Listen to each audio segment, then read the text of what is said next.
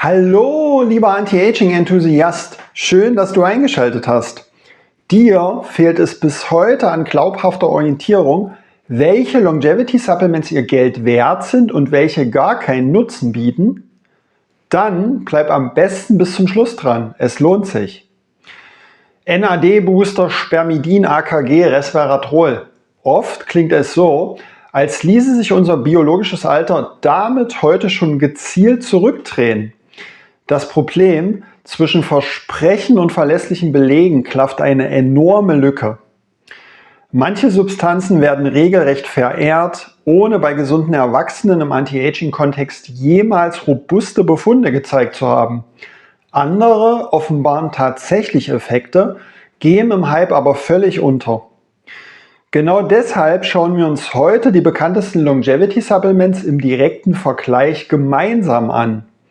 Welche fallen durch? Welche halten stand und sind somit ihr Geld wert? So ergibt sich am Ende in diesem Video ein deutliches Ranking. Basierend auf randomisierten, kontrollierten Humanstudien, nicht auf Schlagzeilen. Meine Rangliste dürfte dich überraschen. Nicht zuletzt auch, weil dieser Kanal mehrere Denkfehler bewusst meidet. Studien mit Vorerkrankten beantworten Therapiefragen, keine Anti-Aging-Fragen bei gesunden Erwachsenen. Wirkmechanismen, Tiermodelle und Zellkulturen bleiben ebenfalls außen vor, weil sie keine Wirksamkeitsbelege liefern. Das Ranking umfasst jene populäre Supplements, die ich auf meinem Kanal bereits als Anti-Aging-Kandidaten geprüft habe. Von klassischen Hype-Stoffen bis zu unterschätzten Substanzen mit belegtem Nutzen. Die Einordnung in die Rangliste basiert zum einen auf funktionellen Anwendungsbereichen wie Schlafqualität, Stressbewältigung, kognitive Leistungsfähigkeit, Hautalterung, Sehkraft oder etwa sportliche Leistung.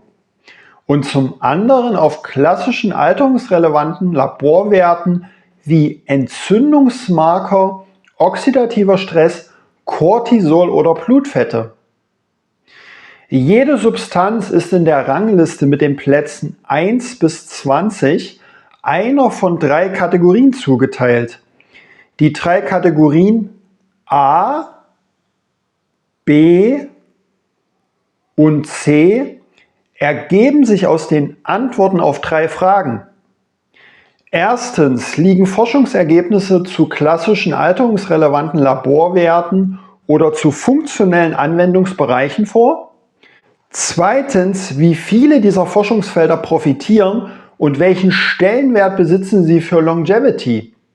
Und drittens, wie groß und zuverlässig sind die gemessenen Effekte?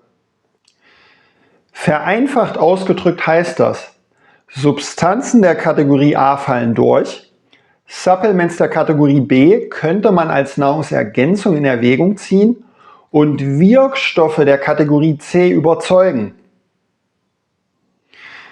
Falls du dich eventuell fragen solltest, wieso Curcumin in dieser Liste fehlt, dann lass mich dir sagen, der orange sekundäre Pflanzenstoff ist ein Grenzfall, denn er wird vor allem im therapeutischen Kontext diskutiert und gilt in der Fachwelt weniger als innovative Longevity-Nahrungsergänzung. Auch Vitamin D und Omega-3 bleiben hier bewusst unberücksichtigt. Beide gehören zur Grundversorgung und besitzen eine riesige eigene Studienlandschaft. Sie würden dieses Ranking inhaltlich verschieben, weg vom Vergleich typischer Longevity-Kandidaten hin zu Basisversorgung, Mangelstatus, Risikokorrektur und Ernährung. Kommen wir zum Herzstück dieses Videos und beginnen mit den Verlierern, gefolgt vom Ranglistenmittelfeld. Die Verlierer befinden sich auf den Ranglistenplätzen 14 bis 20. Diese Substanzen sind aus 3 Gründen die Schlusslichter. Sie wirken allenfalls bei bestehenden gesundheitlichen Defiziten, scheitern an mangelnder Bioverfügbarkeit oder es fehlt bislang an belastbarer Anti-Aging-Forschung. Verlässliche Anti-Aging-Effekte sucht man demnach hier vergeblich. Entsprechend fallen sie in Kategorie A.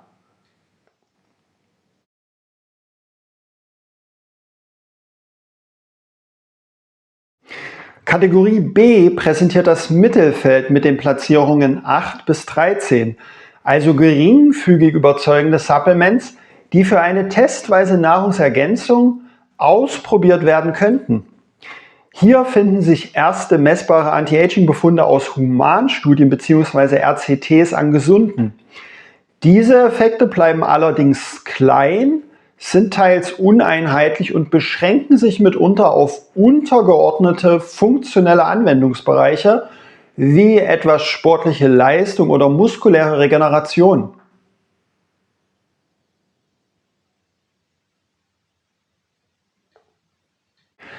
Kategorie C ist die stärkste Gruppe mit den Plätzen 1 bis 7, in der Ashwagandha als klarer Sieger hervorgeht. Hier offenbaren die aufgeführten Wirkstoffe überwiegend verlässliche Anti-Aging-Resultate in RCTs an Gesunden.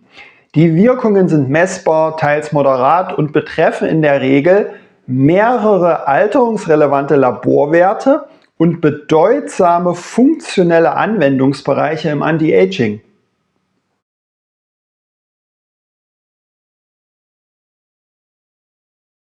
Zusammenfassend schauen wir uns das komplette Ranking nun noch einmal an. Du kannst es dir übrigens auch in der Videobeschreibung herunterladen, ausdrucken und an den Küchenschrank hängen.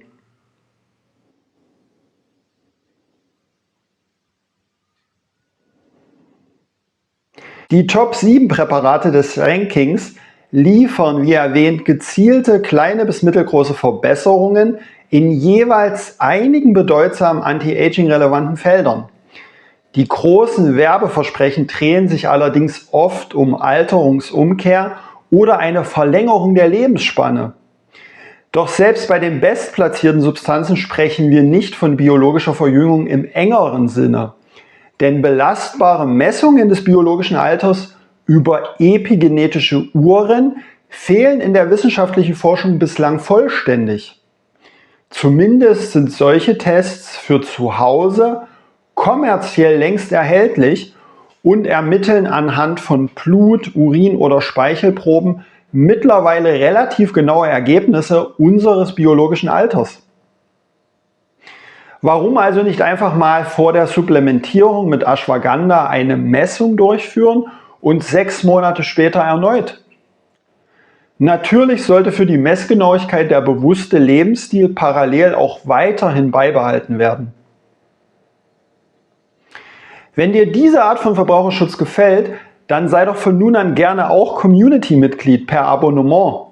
So kannst du am schnellsten auf meine Bibliothek mit allen bisherigen Wirkstoffanalysen zugreifen und bleibst natürlich auch zukünftig fundiert informiert rund um das Thema Anti-Aging-Pillen. Schreib mir doch mal in die Kommentare, ob sich deine eigenen Erfahrungen eigentlich auch mit den Forschungsergebnissen decken. In diesem Sinne, let's get younger, not older. Mille grazie fürs entgegengebrachte Vertrauen und natürlich maximalen Erfolg auf deinem weiteren Lebensweg zu einem jüngeren Ich. Bis zum nächsten Video, meine Lieben.